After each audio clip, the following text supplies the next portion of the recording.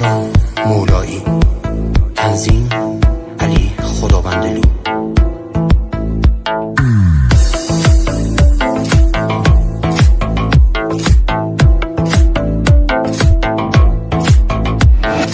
دمدمای صبح شده و از سر شب گفت شده، چشام رو عکسات تو گوشی.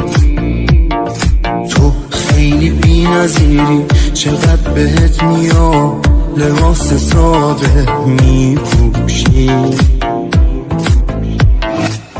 چه حس نابیه اون عکسایی که توش ادای جفتمون با خنده است.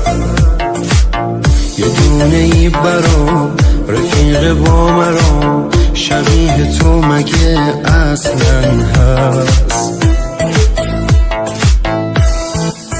تو فوق‌العاده‌ای، جذاب و ساده‌ای، مگه داریم این همه زیبایی؟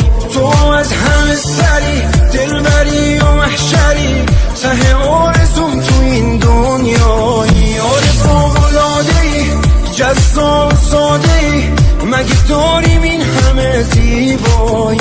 تو از همه سری، دلبری و محشری، ته آرزوم تو این دنیایی.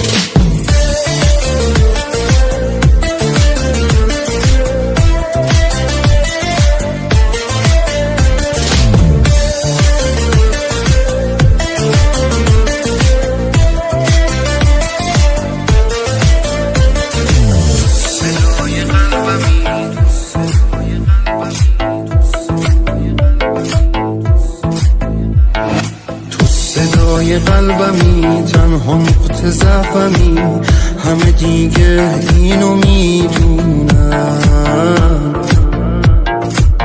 میگن دیوونه شد، چه عیبی داره خود، تموم عاشقا دیوونن.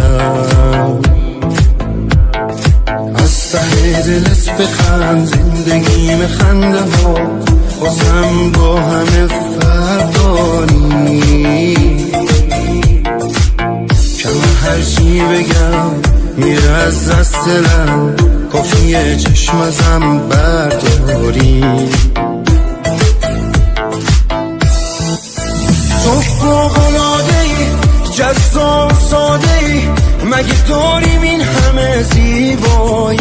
تو از همه سری، دلبری و محشری، ته آرزوم تو این دنیایی. آره فوق‌العاده‌ای، جذاب و ساده‌ای، مگه داریم این همه زیبایی؟ تو از همه